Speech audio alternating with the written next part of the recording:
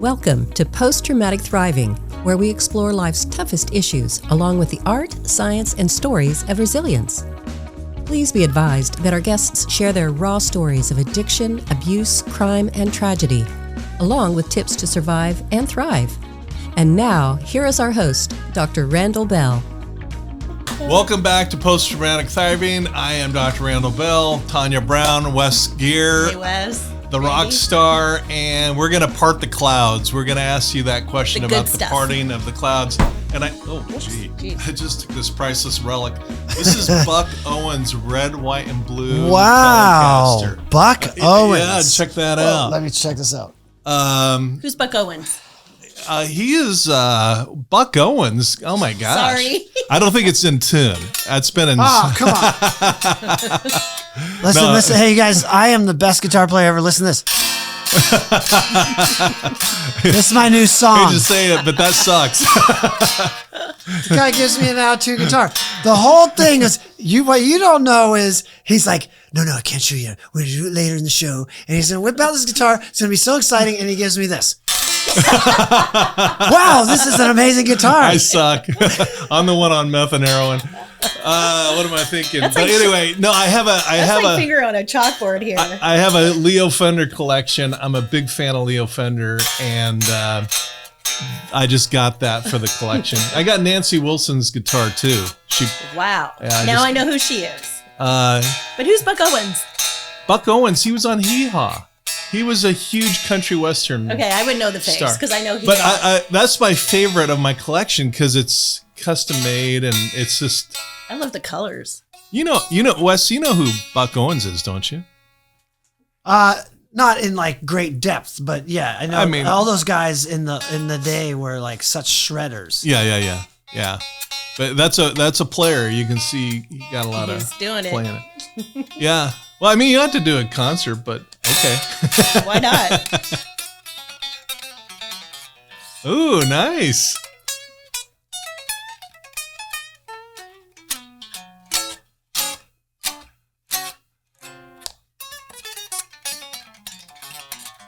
And you're all self-taught. That's so cool. That's crazy. Thank you. I'll be here all week. Please tip your waiters and waitresses. That's so cool. Well, that is awesome. So that is so retro. That's cool. I'm just into this stuff. If you can't play, how old is that? Older than I think either one of us. That's 60s, early 60s. Yeah, or maybe he was on Hee Haw back when I was a little kid, so I don't know. Anyway, that's like 20 years ago. So let me ask you, the part of the clouds, what does that look like? Tell us about it. Well, we're talking about battling addiction, and one of the coolest aspects, when I came into addiction, I like to say that I thought excuse me. All right, ready, cut. It's all good. When I came into addiction, I really had this attitude like, it's hard. You're losing what feels like your best friend. Mm-hmm. Kind of like an abusive relationship where you're like, I know I should break up with her. I love her so much, but she might be borderline personality disorder or whatever. There's those times you have to let go, and it doesn't mean it doesn't hurt. And that's kind of what addiction was like. But then the other thing was, I think there's so many parallels from a bad relationship. Let's say you give up your addiction or you give up that unhealthy partner, and then you still have a void in your life. Mm-hmm. You feel empty and alone. Like, what do I do with myself now? And my brain was like, well, you can't do music anymore, And even my brother told me that the job he gave me, he's like, oh, you went farther than most musicians. Just be content with that and come with me to this normal life. And I was like, that seems to logically make sense. I always tell people that for me, getting sober felt like a guy who comes back from war, where you're like, Johnny, you made it. Yeah, I made it, but my legs are blown off. That's what I thought. I was going to have this horrible life. And I think for so many people getting sober, if they thought it was, rainbows, supermodels, and pots of gold, they'd probably run quicker into recovery. But it's just like, how's this going to be good? Which is insane. That's the insanity. It's like, so you're vomiting blood or you're in jail or all these bad things are happening, and you think that sobriety is going to suck? Because you don't go to get sober unless it's really, really bad. Or you're really, really lucky and get out early, but most don't. So, the cool thing is we learn in recovery that my drink, like you were talking about self-medicating, my drinking and using was only a symptom, and then what I found is when I was without my booze, drugs, weed, whatever, and I had to sit with myself, that is terrifying, super uncomfortable, but also the most magical part. I like my dumb little metaphor. It's like being naked out in the cold rain. You know what I mean? It's like, this is cold, but this is also kind of rad. I'm just feeling it. I don't necessarily love it, but man, I'm feeling it, Yeah. Enlightening. Yeah. Enlightening. And yeah, probably some bears and stuff too. So, I got really excited about recovery right away, but keep in mind that I had ruled out music.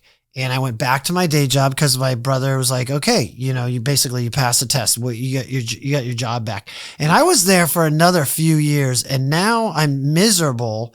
Again, Huntington Beach, we're opening up the bay doors. We got the ocean breezes. I can go walk right to the beach, but I'm just like, I do not belong here. Yeah. Well, where do you belong, Mr. Superman guy? I don't know. You know what I mean? I was like, okay, dude, where do you belong? I got no degree. I barely graduated high school. I got nothing, pushing 40 or something like that. And so this is when I got more into the spiritual aspect, because now I'm living in AA and I learned never give up on AA. So when I went back to AA, I was like, what am I going to do different? I'm not going to stop doing my program, the spiritual program and everything, the daily reprieve, contingent based upon the maintenance of our spiritual maintenance. Anyhow. And I also knew I had to be more connected to the AA groups. I can't dip in and dip out. I got to be a part of the culture. So that was part of my, ethic moving forward. But I was going to meetings every day, and I was learning that, like, it's kind of safe for me in these meetings. It's almost like an easier way, like, and I would, like, how many meetings do I need now? Like, I love going to a meeting every night after work, but I was also going, well, if you want to accomplish all this stuff, and I used to be a video game junkie on tour in the tour bus, and I would play Madden football now 5 hours a day. I'm like, dude, you're not going to get anywhere spending all your extra time. Yeah, exactly. So I quit that. And, I got really into being healthy, and I became a runner, and I started doing yoga. It's all stuff that I thought sounded cool, but I was never going to do, smoking a pack a day and all the drugs I did. So now I'm, running and yoga and gym and and quit the video games. But what was happening is going to AA, and I was miserable in my job. And so many days, I wanted to go, fuck you, I quit. But I was like, okay, that's your ego. And then what? So, and I was also going to AA meetings, and then I would hear people, this happen all the time. And, you whatever you're tuning to is what you'll find in the world. So I was very attuned to people and their careers.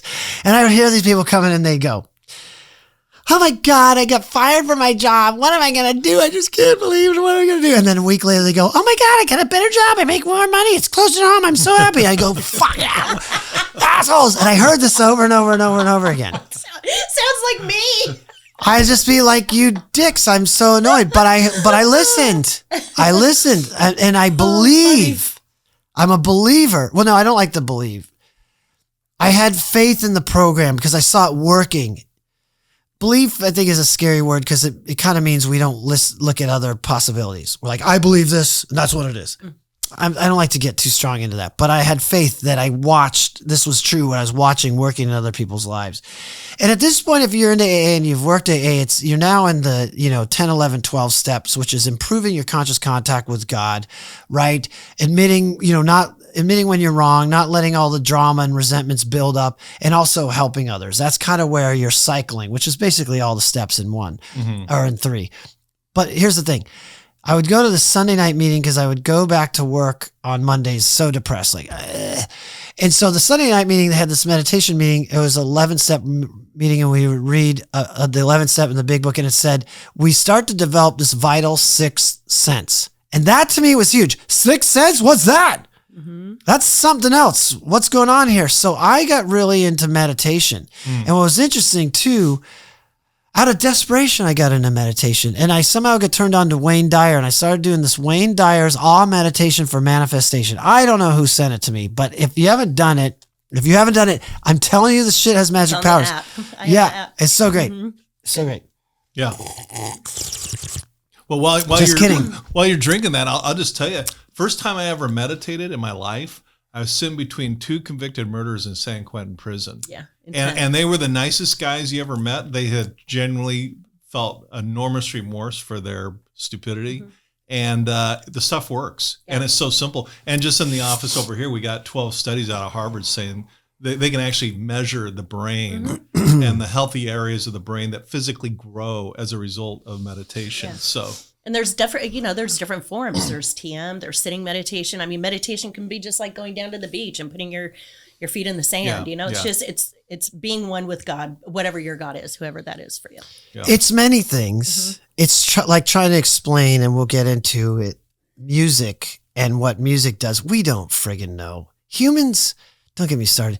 Humans have the ego brain, which makes us think we understand stuff. And so often it closes us off because we think we know. Or science says, fuck science. Science is just trying to prove again and again what we know to be true. And sometimes it doesn't do it. Or then when it does it later, it goes, oops, we had it wrong. It's now this. Okay. So these people that put all their faith in science, it's like the big grand container is the universe or the multiverse, right? Because there are multiverses because we've sound and frequency and all that. The point is like, and then to say my container is science. Science can only prove a small portion of the universe. So you're saying your container is the proven part when science is like, we don't even know what antimatter is, and antimatter is 70% of the universe. And that's what your faith is in? Don't get me started. So meditation is like for these studies, it's like Joe Dispenza, if you haven't checked him out, he goes into all sorts of stuff. I believe there's a spirit realm. Let me see. He's a quantum physicist, right? I don't know. I can't say yes that he is or not. I know he's a doctor, and I know he does insane, there's that chair again. He has this insane studies and brain mapping and all these different angles he comes at meditation. Mm-hmm. Let me just go back to my story. So the Wayne Dyer on meditation, you imagine the energy coming out, going up through your root chakra, which is, what frat boys would call your taint, and it comes up and through out your third eye. And so you envision whatever it is you want. Could be serenity, could be whatever, answers, I need a new career. And you focus on it, meditate, feel it. It's a 20-minute meditation that if you put out links, we could put a link to people. And you do and you imagine, and then he'll take you through it. Do passion ones, quiet ones, Anyhow, I started doing this. Every time I looked at the clock, it was 111, 222, 333. I'm like, what is this stuff? My friends are like, you're spiritually aligned. I'm like, I don't know, whatever you're talking about. But every time I look at the clock, this is weird. And that's just my experience. So then I'm like, I feel like my brother's going to fire you. Well, why would he? You guys never fight. You get along great. Why would he ever fire you? But I kept having this thought. Then I was like, I need $10,000 to start this new business, right? And then I had this obsessive thought that I feel like I'm supposed to travel with some rich guy and help him stay sober. I'm sober now. I've traveled the world. And I was like, what is that thought? That's so random, but I kept having it. Well, out of nowhere, my brother fires me one day because I was in the toilet too long. And I'm like, Zach shits for a half hour. I'm healthy. I was out in 7 minutes. I don't know what the hell you're talking about. We get in a fight. He fires me. Not long after that, out of nowhere, Head gets a check for $10,000, exactly the amount I wanted. And Head hadn't got checks like that for years. I've been out of the band for many years. And what happened was T-Pain had a song called Bartender that was huge. And his bartender money went in our song called Bartender's Kitty. And the way it works is if they can't unravel it, which sometimes they can't, then you get to keep it. So out of nowhere, I got a check for $10,000, which was exactly what I was meditating on. And then my friend, now I'm a week or so fired from my brother's job. My friend, she's going, you better beg your job back, homie. You got nothing. What are you going to do? I'm like, no, this feels right because these alignments are happening. Sure enough, my friend goes, I'm in Hong Kong. Will you fly out? I'm getting chills right now. I need you to help me stay sober on this business trip. He's a rich playboy. And I was like, sure, you got to cover my expenses. I'm getting chills. All these things lined up. It's like I was having premonitions. So then now I'm fired and I'm trying to start this business that never got off the ground with my $10,000. I'm running out of money. And then I'm like, watching shows, people play shows, and I'm like, it was painful for me to watch guitar players on stage. And I'm talking like low level ones. And I was like, I'm not done playing, man. This isn't ego. I got to play. I haven't now played for 6 years with anybody, just maybe in my house screwing around. So I started meditating. I want to get back into music. Yeah. And I was like, it better not be some shitty band. I'm not getting in a band. I'm like 40 years old. It better be a good fucking band. I want to get back into music. Out of nowhere. I'm not kidding you. This is what I'm thinking and awing my brains out. Within 10 days of that meditation, Korn texts me out of nowhere. I haven't seen them in a dozen years. And we're like, you want to come play guitar with us? I was like, holy shit. Wow. I'm activating my app. So now, yeah.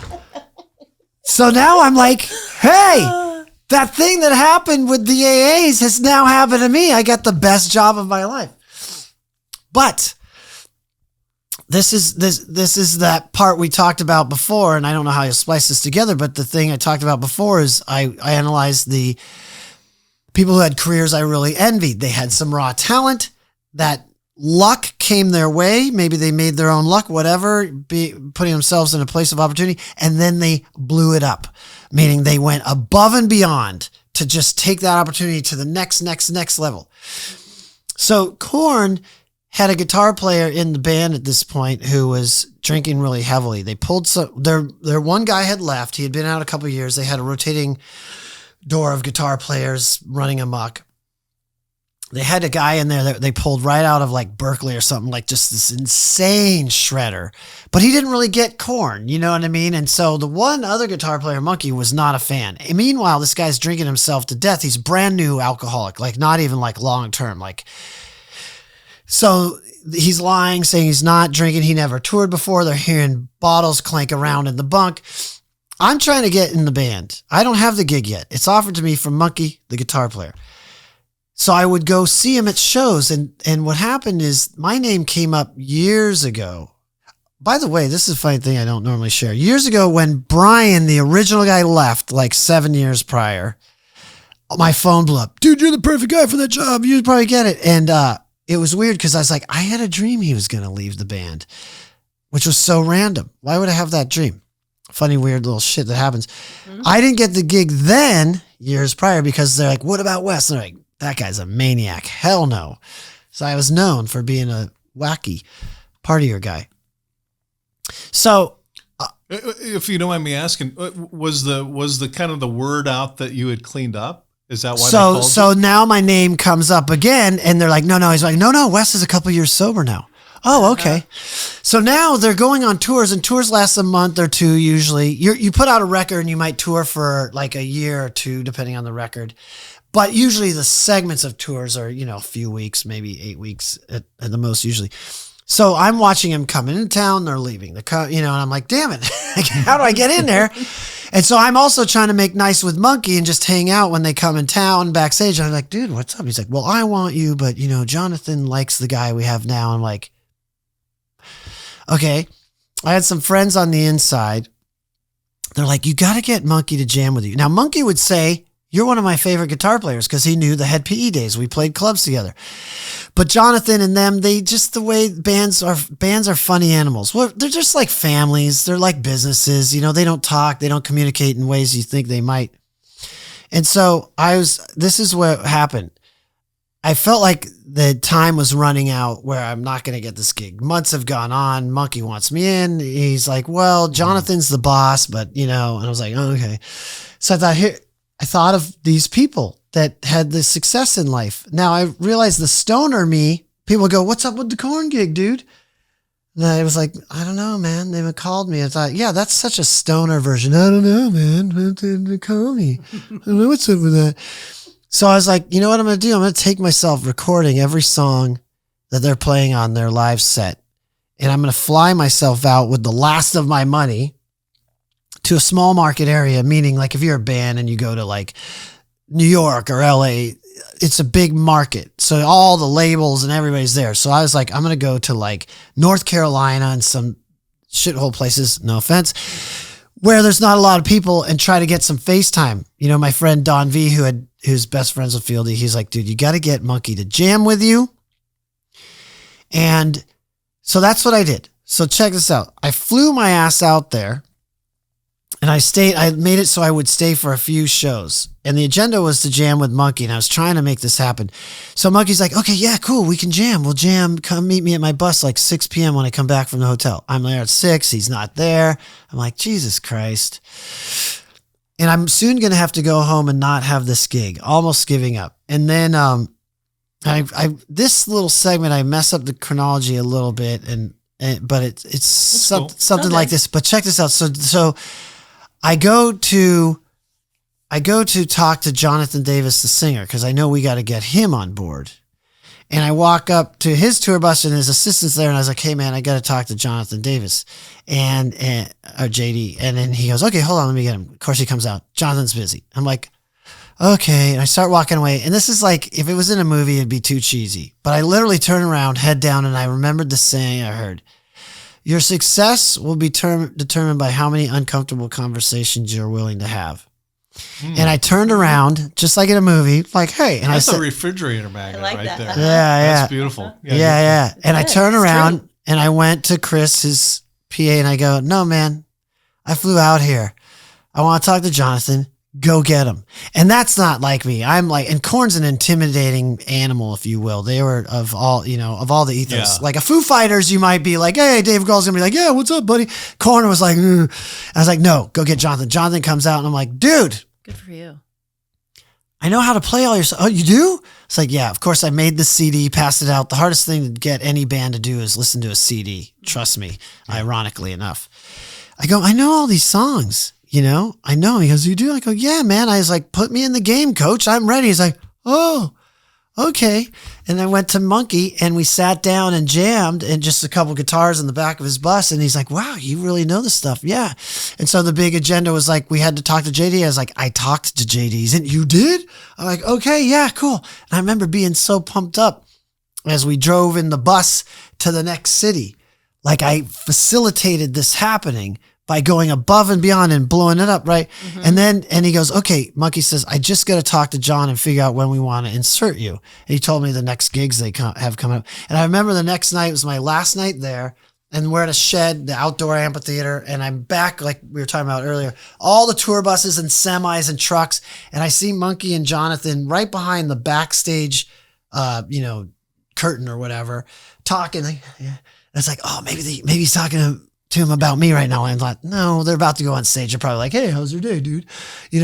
Sure enough, after that show, Monkey goes, I talked to Jonathan and we're going to insert you right before George Lopez show, which is when we get home. And that's how I got the gig. But I had to fly myself out there, put myself out there. I almost got denied. Monkey almost didn't show up. I had to be like, Monkey, come on, dude, let's jam. And then Jonathan, dude, I have to talk to you and not take denial. Yeah. If I didn't do all that stuff, I wouldn't have got that gig. And when I got that gig, Monkey was like, damn, dude, I got to say one thing. You were persistent. Yeah. And that's how I got it. I could have easily, there's so many versions of right in life. I could have easily been right in saying, I don't know, man. They never got to me. That was really fucked up. I kept asking them and then I never got the gig. You know what I mean? Yeah. And that would have been right and true and I could play the victim. So I went out there and made it happen.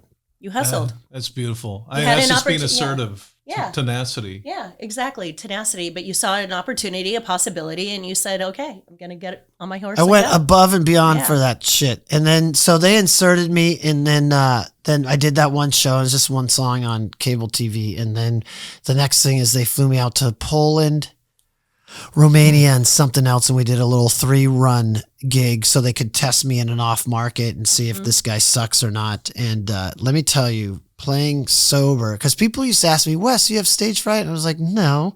Well, yeah, because I was half schnockered on Jack and Cokes every time I took the stage. And it was my band, meaning like our band. If I fucked up, who cares? Get him next time. Right. You know what I mean? Yeah. Tom Brady throws 4 interceptions in the game. He's still going to be Tom Brady. Mm-hmm. You're the new guy in town, the touted rookie, you throw 4 INTs and like, I don't know. Are we benching this guy? You know what I mean? Especially when you're a legendary rock band where they could just replace me in an instant. It was terrifying. And here's the other thing. Those guys, when I had the gig, they're like, okay, let's go jam. We played 5 songs me, Monkey, and Ray the drummer, no bass player, no Jonathan. Intro, verse, chorus, bridge, done. Intro, verse, meaning like right when you get to the bridge, that's when the change-ups happen. We basically played the easy part of the song. That's good. Next song. I got to jam like 5 songs halfway through over an hour.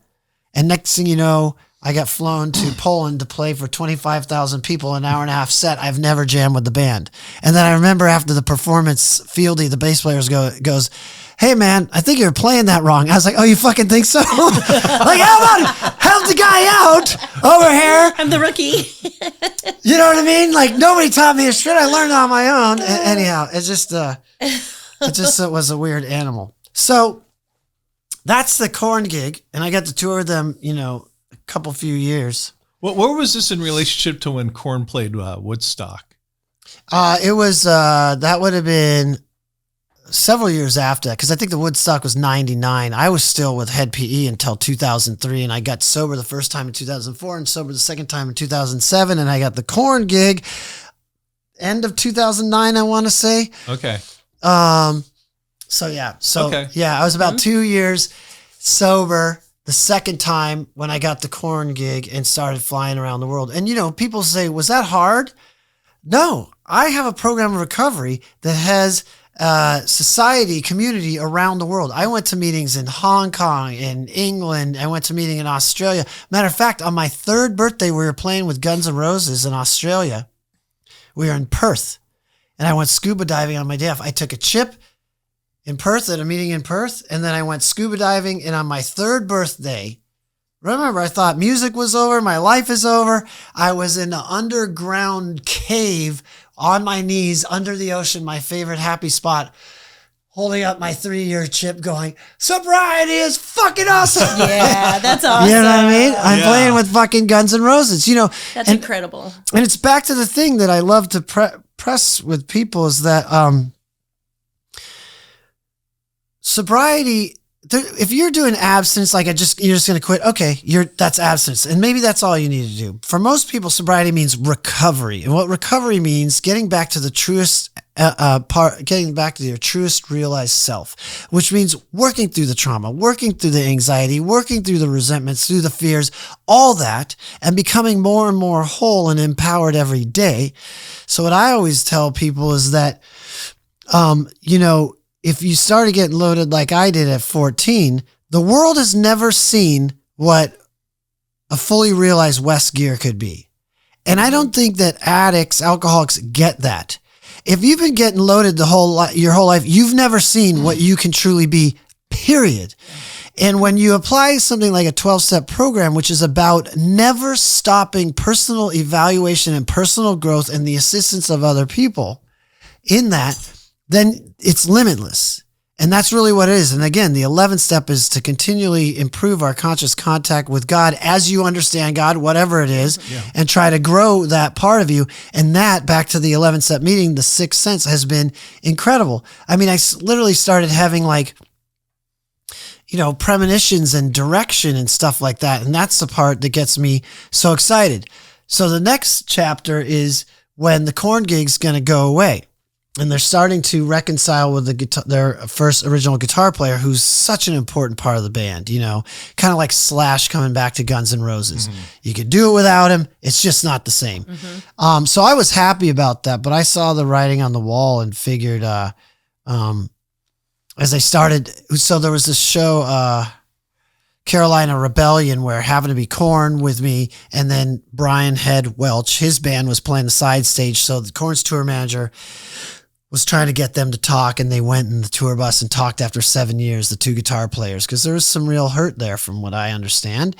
And so then I thought, my days are numbered. And so I went to Jonathan. I said, dude, if you guys get back, we're not getting back together. I'm like, just tell me if you are, so I can plan for a new career. Meanwhile, Jens, the German tour manager, in his lack of humor, used to say, soon you will be on the unemployment line. Ha, ha, ha, ha, ha. And I'd be like, fuck you. You know what I mean? Seriously. And I'm not even kidding. This happened a lot on tour. Ha, ha, ha, ha. And someday I'd laugh it off, and other days I'd just be like, I'm going to fucking smack you. And so now I'm, the gig's going to clearly go away, and they're starting to do pickup gigs with Brian, the original guitar player. And I knew if you're a promoter and you got Korn Classic or new Korn, which one are you going to book? You're like, I'll wait for Korn Classic to be back in the market. So I knew it was going to be over. And I learned from head PE that like you have to have a backup plan. You have to be working on a side hustle. So the whole time with Korn, I was like, Plan okay. B. So this is the next part I love to share of my story, which is like I was falling into self-pity, like, because when I got the Korn gig, when I finally landed it, I cried like a baby. I was in some Starbucks in like North Carolina, like, this is it. This is recovery. I've worked so hard as a musician. I finally got the gig of a lifetime, and, but now I was losing it. Mm. And so I wanted to fall into self-pity. Why me? Why me? Why me? And then I went, what do? Back to prayer and meditation. Okay. Look, God did not put me here to suffer in eternal, suffering. Mm-hmm. So if I'm clearly supposed to be sober and I clearly feel I'm supposed to be a musician, and I went to what was taught in the big book, you can pray for yourself if others are to be helped. I guess I'm lucky that some of these little sayings stick in my head. Mm-hmm. And I was like, okay, then if I'm not supposed to be here to suffer my whole life and I'm clear musician, clearly need to be sober, how do I help people and make a living? And I did my meditations just like I did. And the idea came to me remembering my time in rehab. 22 guys, you're like, that guy's cool. Fuck that guy. That guy's a weirdo. He's burning pages of the Bible in a trash can. And I would break out my guitar and just hit one simple campfire chord, which, by the way, as a musician who likes to be artistic, campfire chords do not impress me, but I could hit the most boring little D chord and change the energy in the room, and I could feel that. Mm-hmm. And I would like go bing, bang, bang, bang, bang, bang, do some silly little country riff, and everybody would come together. Didn't matter who liked who, we all would just start doing country dances. That stuck with me. So I came up with the idea of Rock to Recovery. And the idea was to bring music into treatment centers. And I didn't know what I was going to do. I just figured I'd try to write songs with people, like not knowing anything. And this is a testament to people out there doing businesses who want to get it all right and this and that. It's like, no, just go test your cookies. You don't just get a ugly cookie out the door and in people's mouths and see how they respond to it, And I pitched this idea around for like 8 months. And I would tell people and they'd go, that sounds great. Cool. You want to hire me? No. And that's what happened until I got down to the last house on the block, an old guy I used to party with who I knew owned a treatment center at this point. And I pitched him the idea. He goes, I love it. And he goes, you know what? It's probably not going to be very pretty at first, but no matter what, I'm not going to fire you. And I said, all right, great. And he goes, we want you to start in 2 weeks. And I was terrified. And I thought, I don't even know what the hell I'm going to do. And then my brother, the smart brother who drops dimes on me once in a while, he's like, you're going to write a song with a bunch of people. You're going to write a song with a bunch of people in treatment who don't know how to play. It's hard enough to write with a band because everybody's like, I want my idea. He's like, I was like, shut up. Don't. So I took a time. Yeah. And he's a very smart entrepreneurial guy. And I took a time out and then I watched this TED Talk just by luck. It's a famous one. It's on the why. Basically, the concept being in traditional sales, people are like, oh, you want apples? I got apples. Buy my apples. Buy my apples. But in Apple, they would talk about like, well, if you want to combine your music and your photos and this and that, we've got a computer that does that. So you sell people on the why rather than just the product. Mm-hmm. So that invigorated me and gave me the confidence to go in the treatment center and just say why I'm here. I'm here because I've been in rehab just like you. And if you're going to be in treatment in groups all day, shouldn't music be part of that? Yeah, we think it should. Great. I have no idea what we're about to do, but let's do it together and figure out how to do this music program. Wow. Awesome. Music is so healing, and it's a universal language. Yeah. It does bring people together. It really does. Do you know the term sympathetic resonance? Mm-mm. I learned it from a guy from Boston, the band Boston. Oh, okay. And what it is it's basically when you have a room full of bells, no pun intended, because my last name is Bell, but you got a room full of bells and you ring one, the other bells that are in sync or in harmony will start resonating because of the vibrations hitting them that are on the same frequency. And it's the same thing with people. And that's what you're kind of doing is when you're telling your story, I'm thinking that's sympathetic resonance. There's, you're connecting with people in a way that other things just don't work. Yeah. And that's what's so cool about what you're up to. So what does a program look like today with Rock to Recovery? So now we have, I think, 17 people, and we do 600 sessions a month, 8,000 sessions a year. We've worked with hundreds of treatment programs. The idea of the model is to be able to offer music as an ancillary service, like they bring in yoga people from the outside. So treatment centers can add music to their treatment curriculum. So we're integrated as the regular part of the treatment curriculum while they're in treatment. We also have a nonprofit that I created, actually started as a nonprofit on 12/12/12. I founded it. And that way we can give away the music services to state funded or other programs that can't, like nonprofits that can't afford something cool like what we do. But yeah, it's so many things. Like, again, the human mind just cannot so often conceive of how many different elements something is, like meditation on how many levels it's impacting us. Okay, a brain study. What about the spirit? What about the guides? I have spirit guides that give me downloads of information that I know doesn't come from me. It goes on and on. And with music, it's like sometimes we'd pitch a treatment center and they'd be like, oh yeah, it's fun. I'm like, okay. You're also going to get people who are so scared to learn the bass part when we're teaching them in front of 12 other people. They're going to want to say, fuck you, and run out of the room. It's also challenging. It's so many things. It's cathartic. But what happens, especially in the treatment setting, when you're stuck, you come in, for example, and you're like shame and guilt, and I've destroyed my life, and ownership, and talk to your therapist, and don't do this, and abide by our rules, and da-da-da-da. You have no release. Music is the ultimate drug at that point. Yeah. And I heard somebody say recently, dose, because we would say this, but I didn't hear the acronym dose. Dopamine, oxytocin, serotonin, endorphins. That's what's released when you play music. Yeah. When you listen to music, it lights up half of your brain. How magical is listening to music? It lights up half of your brain. When you play music, it's unique in the way that it lights up your entire brain. Yeah. And so what it does is it helps people release oxytocin, which is the love molecule. They say the opposite of addiction is connection. So we're helping people feel connected. We're working together as a group. We take non-musicians, and in one session, an hour or two, we'll write, teach them how to play, perform, and record a song that we all create together. So I watched people come in physically dope sick. They can't sleep. They're defecating themselves. They're suicidal. And by the end of a session, they're like, hey, you going to be here next week? So cool. What do you call that clinically? Measures of wellness. Yeah. We're changing from hopelessness to hope. It goes on the multiple levels of how this helps people. And it's not the be all end all of treatment. It isn't.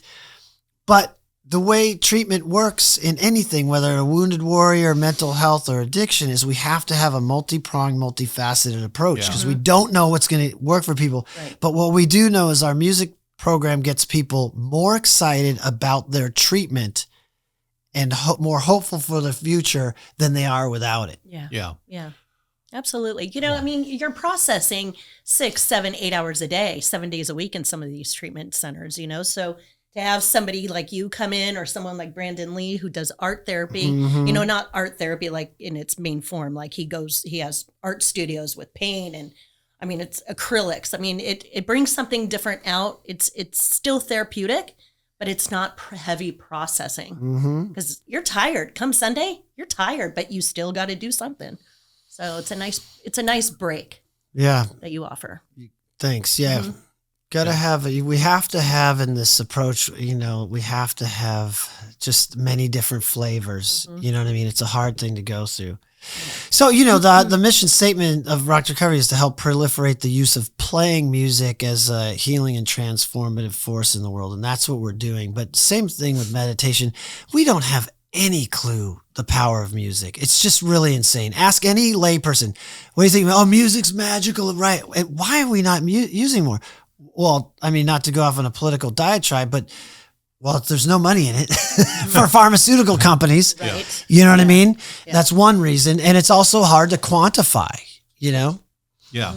Yeah. Well, you know what? I've got, it's such an incredible story. And if you got time, I'd like to take a quick break. And when we come back, I want to kind of dissect what you're doing, because there's so much brilliance in it. And what your point about, you know, it's like baking a cake. You just don't do it with flour or water or the sugar or the chocolate. You know, you got to have all the right ingredients. And that's kind of what I'm hearing narrated through your story, is that you're bringing, whether consciously or subconsciously, all these ingredients together where you're reaching people that nothing else will reach them. Yeah. And because you bring the street cred, you bring the actual lived experience of the addiction from 14, you know, and then you bring the, you know, I know you don't like being called a rock star, but you bring that to the table. So again, more street cred. And then, you know, you're finding a passion that's helping people, and there's no better high, I think personally. So when we come back, I want to kind of dissect that a little bit, if that's okay. Cool. That's great. Good. Yeah, this is amazing. Thanks for supporting our podcast. Be sure to like, share, and subscribe, and follow us on your favorite social media. For books, merchandise, or to donate, visit CoreIQ.com. Post-Traumatic Thriving is produced by CoreIQ, a nonprofit with a mission to teach the skills we all need but are not taught in school. CoreIQ and the Post-Traumatic Thriving podcast are for informational purposes only and do not provide medical or mental health advice. Always consult with your licensed medical and mental health care providers.